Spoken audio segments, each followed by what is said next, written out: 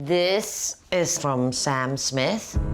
This is before their album came out. I saw how special an artist they were and convinced them to sign to Capitol Records. Join me in celebrating Awe Champion, Wendy Ong.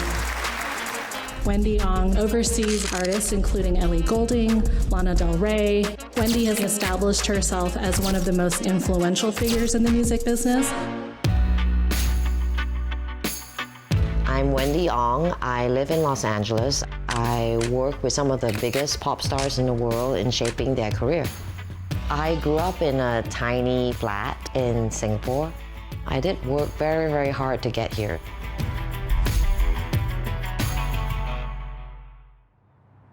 Oh, I guess I need to get my keyboard and my... So we have today a big call with Ellie Goulding, with the director of a documentary. Hi. How's it going? As managers, we don't just get involved with our artists' music. We're involved in every aspect of their lives. Yeah, I can't remember which scene, what particular thing I said. I think depending on how we want to do this, it's kind of up to us. The documentary, it's been in the works for the last maybe 2-3 years now. It's been a little difficult because it's such a personal story for her. Very oftentimes, their personal lives takes away from what they need to pay attention to on the business side, and we're just here to help. It takes a certain kind of personality to do what I do.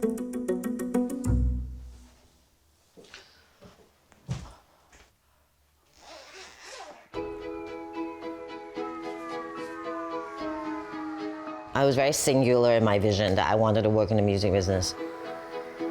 Growing up, I was very much an introvert. Somehow, I felt I could escape through music.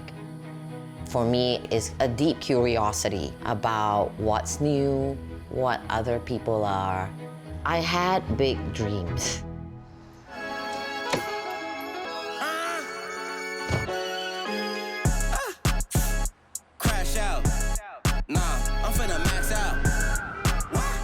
Because LA is so spread out, you cannot live in LA if you don't drive. What are you talking about? Hold on. Why are you talking on me trying to talk it out? You like see celebrities? Oh my God, yeah, of course. It's LA. You see them everywhere. You cannot work in the music industry if you're gonna be starstruck. I have been in the States since '99. There weren't a lot of Asians in the industry, let alone a non-American Asian woman. A big part of that was me having to put up a brave front that I've got what it takes. That's Warner, by the way, this red brick building. Obviously, I've spent a lot of time in this building. When we managed Dua, and I actually moved here to work at Capitol Records. After many years doing hip-hop and indie, pop, rock, I got headhunted to become head of classical music at EMI.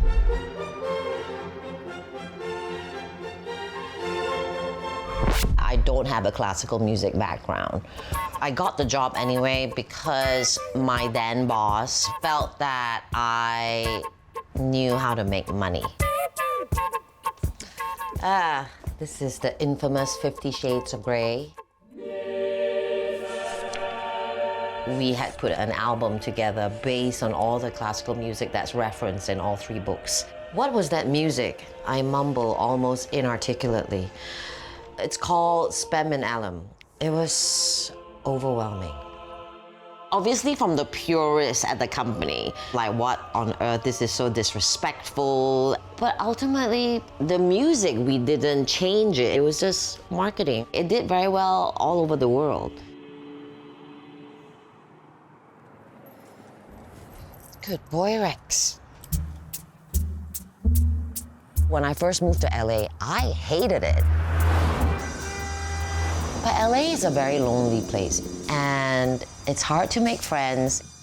I do tend to be very opinionated, and I think that's also because I didn't grow up in a culture where Asian women were supposed to be subservient. Like maybe that was the culture expectation in America.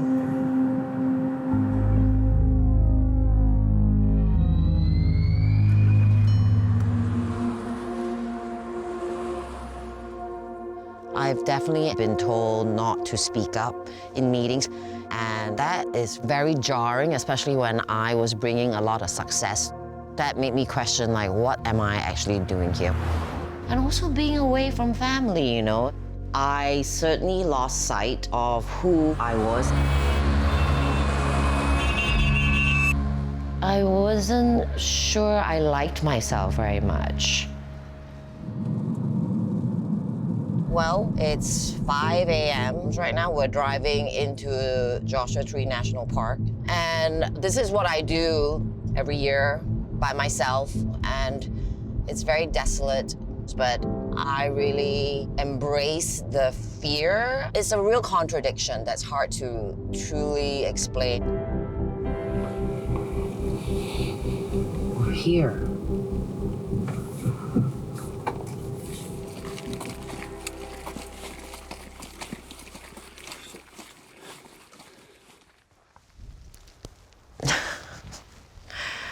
I mean, it's kind of amazing.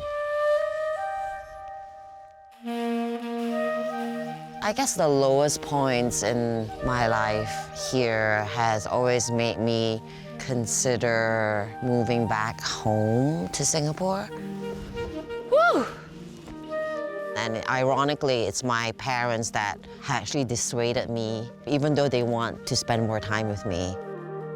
But they know me well enough to know that I would be unhappy and that my journey hasn't ended yet. Look at the rainbow in front of us. It's very humbling.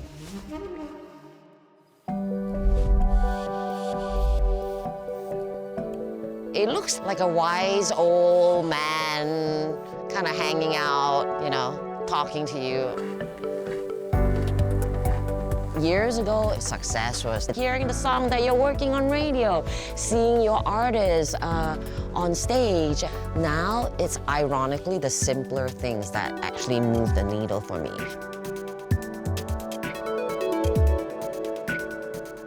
How's Paris? It's really nice. Oh, that's great. Write some good songs while you're there. At this point in my career, I get the most enjoyment and fulfillment in working with the younger, newer artists as they figure out who they want to be in this world. I think we need to put together a playlist. I think my 100% are Human Condition. Those are three of my favorites. Yeah. So I'm with you on that already.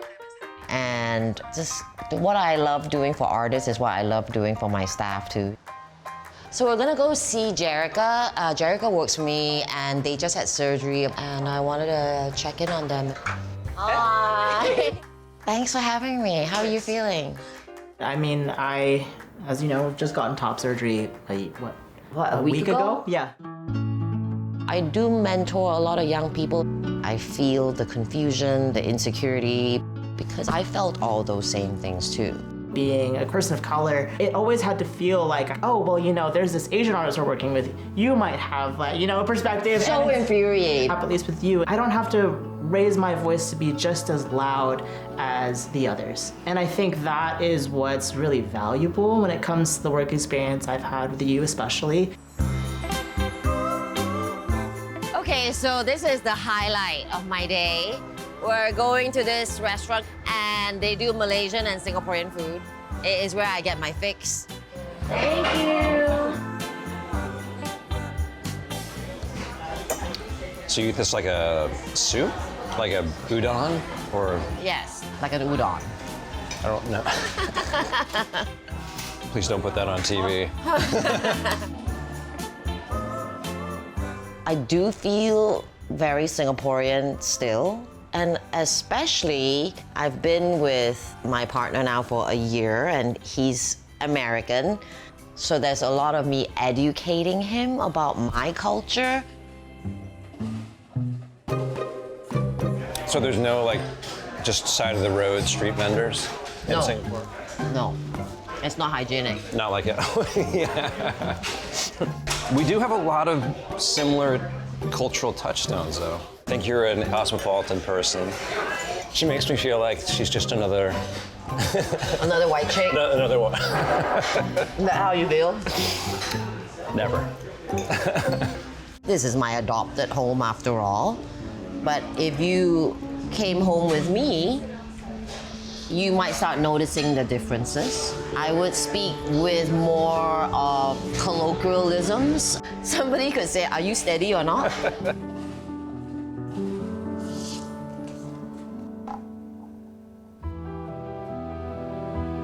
When we're all in our 20s and 30s, we don't actually know who we are. We think we do, but the person I am today was shaped by my formative years in Singapore. In Singapore, like, it's pretty pragmatic. There's a lot of rules, but there are also still a lot of advantages. Getting upset was not the way to get things done. I think that is how I'm still here in the music industry after all these years.